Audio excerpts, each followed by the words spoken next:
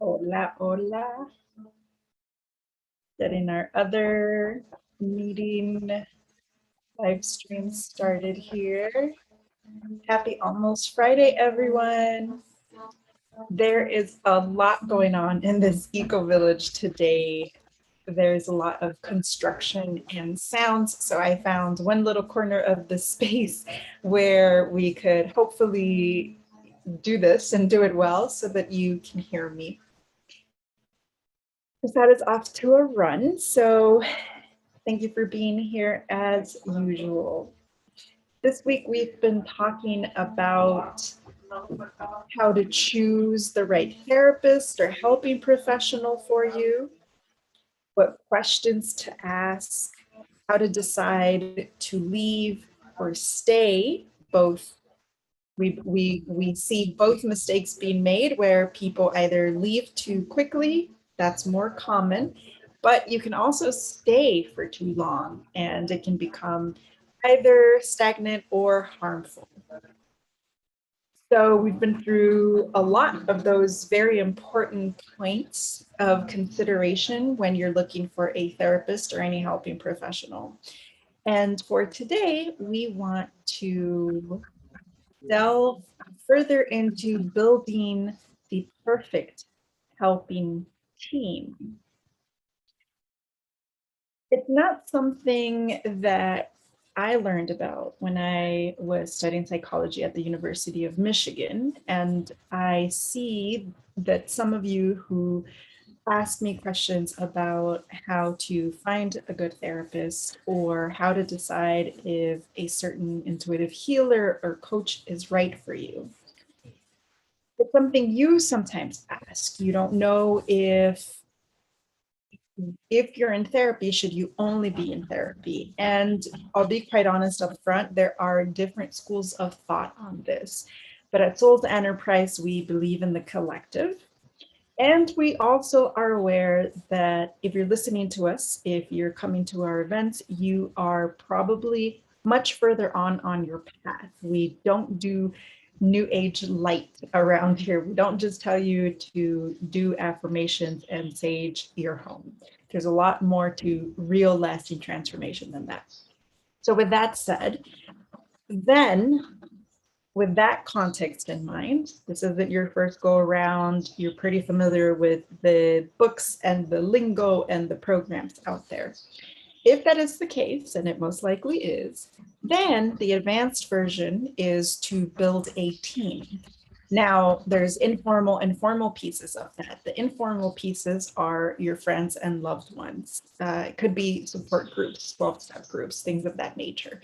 Things that are usually free and readily available. So, but you do want to make these people aware that you will be counting on them for support, that you will be delving into some parts of your trauma that you haven't looked at, or some pieces of your family dynamic that you're finally ready to get over or through and onto the other side, and that you recognize that everyone needs massive amount of support. So you let your friends know, hey, can I count on you if something comes up for me, if I feel triggered? You can make a list of some of the people that come to mind, and it doesn't have to be a long list, even three. For some reason, the number three keeps popping up for me today. So 3 to 5. We know we also said when you're with a new therapist, allow at least 3 to 5 sessions to be with them and allow for that. So for the relationship to build. So that's the informal piece. When it comes to the formal part of building the perfect healing team for yourself, consider many of the possibilities. So a therapist, fantastic. Maybe a psychiatrist if you are on medication and you definitely want a professional to walk you through, even if you want to wean yourself off of it. And then there's coaches, intuitive healers, there's programs, on and on and on.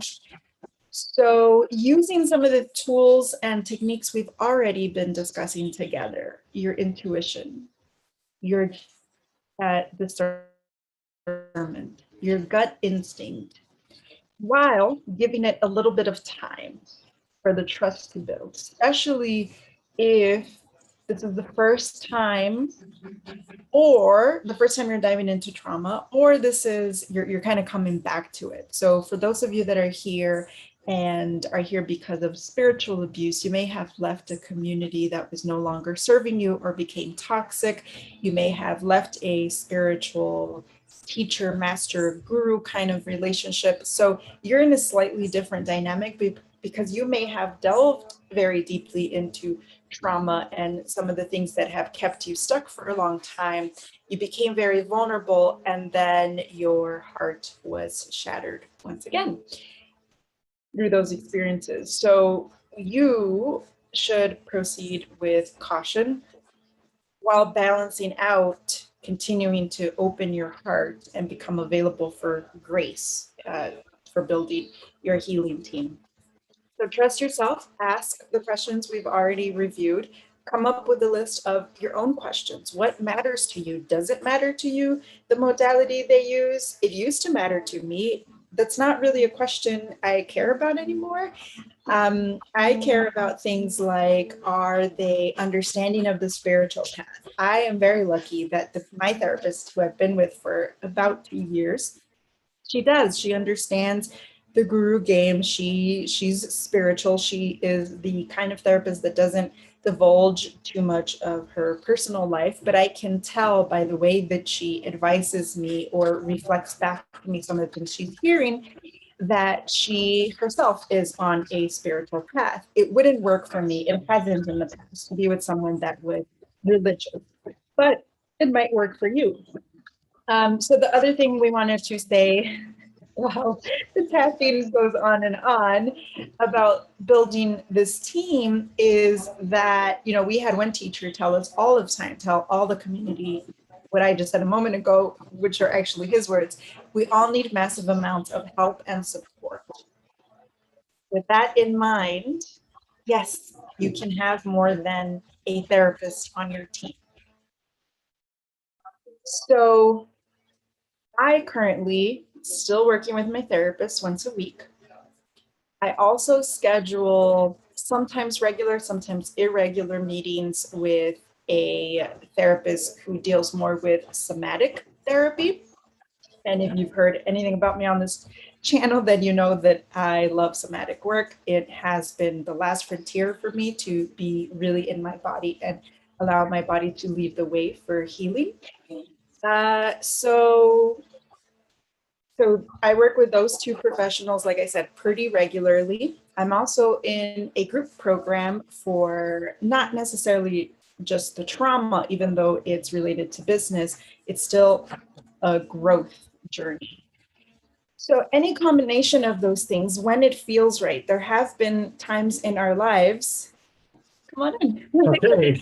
Chris, I just got back from his run, and it's actually really perfect timing. Perfect timing. Because I was about to say that there have been times in our lives, and Prasad can talk more about this, when we've had even more helping professionals in our lives. And then we have some one-offs, like we will do constellation work or shamanic healing. Obviously, we still attend a ton of classes and workshops, and we've been practicing nonviolent communication in a group also for about 2 years.